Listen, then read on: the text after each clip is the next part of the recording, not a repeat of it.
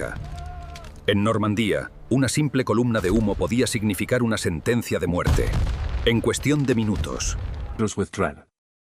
It was something far less visible and far more relentless.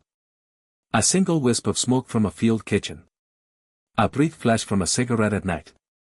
Even a few minutes spent in the same position could trigger an artillery strike that seemed to arrive from nowhere. For many German troops, the battlefield became a place where the simplest human needs, eating a warm meal, sleeping through the night, or lighting a small fire against the cold, felt almost impossible. They weren't facing a new superweapon. They were facing a system unlike anything the world had ever seen. By the summer of 1944, across the hedgerows of Normandy, American artillery had earned a fearsome reputation. Veterans who had survived years of brutal combat often described it as the most effective weapon on the battlefield. The guns themselves were not revolutionary. In fact, many German officers considered American howitzers perfectly ordinary. Yet what made them extraordinary was the speed, precision, and coordination behind every shot. A target could be identified, calculated, and engaged in only a few minutes. Before many German units even realized they had been spotted, shells were already on the way. Supply routes became dangerous. Command posts were constantly relocated. Even rear areas offered little comfort because nowhere felt truly safe. What made this achievement even more remarkable is where it began. Not on the beaches of Normandy, not in the deserts of North Africa, and not on the mountains of Italy. Its origins lay in a quiet military classroom at Fort Sill, Oklahoma, more than a decade before the Second World War reached its peak. There, a handful of officers questioned the traditional way artillery had always been directed. Their ideas seemed modest at first, attracting little attention during a time of peace and limited military funding. But those forgotten experiments would eventually reshape modern warfare.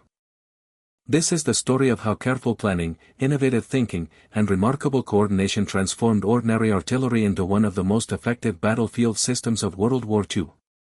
It is a story not just about powerful weapons, but about mathematics, communication, and the people whose ideas quietly changed the course of history.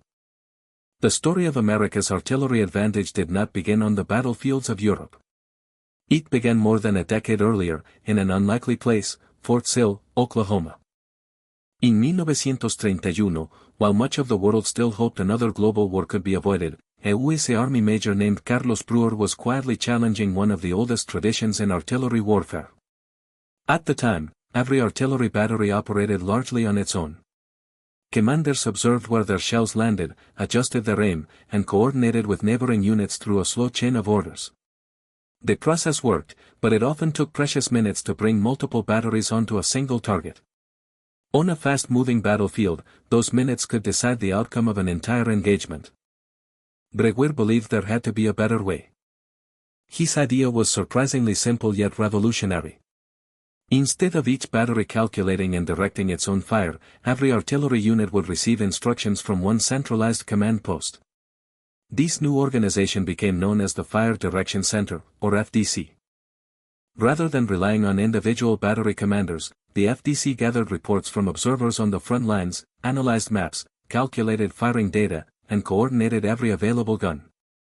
The result was speed, precision, and flexibility on a scale no major army had yet achieved.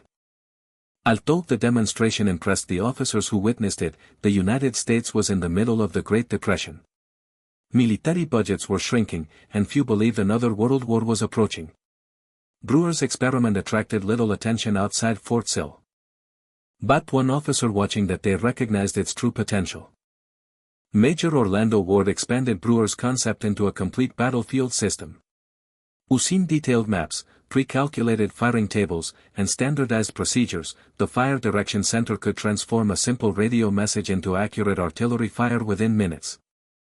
Even more important, the system was designed to be remarkably easy to use. A forward observer didn't need to perform complicated calculations under enemy fire. He only had to report a map coordinate. The specialists inside the FDC handled everything else, allowing multiple batteries to strike the same target almost simultaneously. At first glance, it seemed like an administrative improvement. In reality, it was laying the foundation for one of the most efficient artillery networks in military history. Years before America entered World War II, the blueprint for its future battlefield dominance was already taking shape, waiting for the moment history would put it to the ultimate test. The true test of the Fire Direction Center came not in a classroom, but on the harsh battlefields of North Africa. In early 1943, American forces entered the Tunisian campaign with little combat experience. At the Battle of Kasserine Pass, they faced seasoned German units led by Field Marshal Owen Rommel. The result was a painful defeat. Communication broke down, forward observers were overwhelmed, and several artillery positions were abandoned. For a moment, it appeared that the promising new system had failed. But beneath the chaos, military commanders noticed something important. Even during the retreat, the Fire Direction Center itself had continued to function whenever communication remained intact. The problem wasn't the concept, it was the inexperience of the troops using it. The lessons were learned quickly. Only weeks later, at El Guettar, American artillery demonstrated what the system was truly capable of. Forward observers identified advancing German armor, transmitted simple grid coordinates by radio, and within minutes multiple artillery battalions concentrated their fire on the same target. The attack stalled, and dozens of German tanks were forced to withdraw. For the first time, the Fire Direction Center had proven itself under real combat conditions. The next stage came during the Allied invasion of Italy. Here, the system evolved even further. Every infantry officer carried maps and radios, allowing artillery support to be requested almost instantly. If a platoon encountered unexpected resistance, a single radio call could bring the firepower of an entire division onto one position. Instead of waiting for lengthy approval chains, artillery became a flexible battlefield partner that moved with the advancing troops. German commanders began to notice an unsettling pattern. American artillery wasn't simply responding to attacks, it was hunting opportunities before they became threats. By the summer of 1944, that capability reached its peak in Normandy. Hidden observation posts, light reconnaissance aircraft, and highly trained fire direction centers worked together around the clock. A column of vehicles beneath a tree line, smoke rising from a field kitchen, or movement along a country road could all become targets within minutes.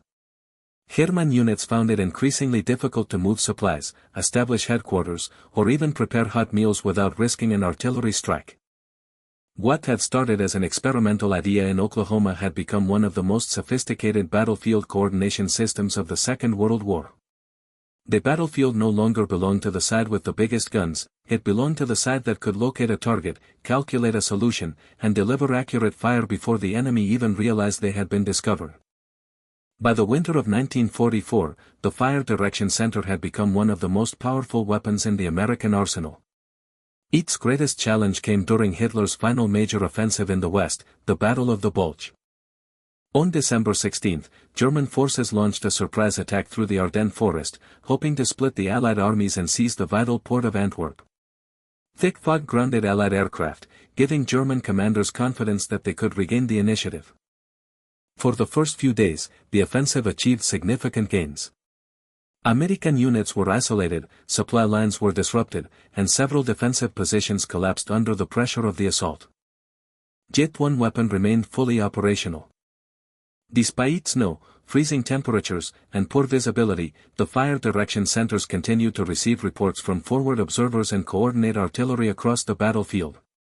Radios replaced visual signals, pre-calculated firing tables eliminated delays, and batteries separated by miles fired together as though they were a single unit. At Bastogne, where the 101st Airborne Division was surrounded, artillery became the defenders, la ligne.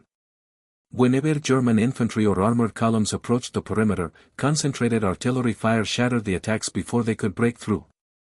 Ammunition ran low, food became scarce, and the weather turned brutal, but the guns never fell silent. German veterans later described the experience as overwhelming. Every advance risked being met by sudden, devastating artillery strikes that seemed to arrive from every direction. Even when American infantry was heavily outnumbered, coordinated firepower repeatedly halted German momentum. By early January 1945, Hitler's final gamble had failed. The German army had suffered irreplaceable losses in men, tanks, and equipment. Although many factors contributed to the Allied victory, military historians consistently rank American artillery coordination among the decisive advantages of the campaign. The legacy of the Fire Direction Center did not end with World War II. Its principles of centralized fire control, rapid communication, and coordinated targeting became the foundation for modern artillery doctrine around the world. Today's digital battlefield systems still follow the same concepts first developed at Fort Sill nearly a century ago. History often remembers the tanks, the aircraft, and the generals who led great armies. But sometimes, the most important victories begin with an idea, a better way to solve a problem. The Fire Direction Center proved that innovation, teamwork, and precision could be just as decisive as raw firepower. If you enjoyed this documentary and want to discover more untold stories from World War II, be sure to like this video, subscribe to the channel, and turn on notifications. Thank you for watching, and we'll see you in the next chapter of history.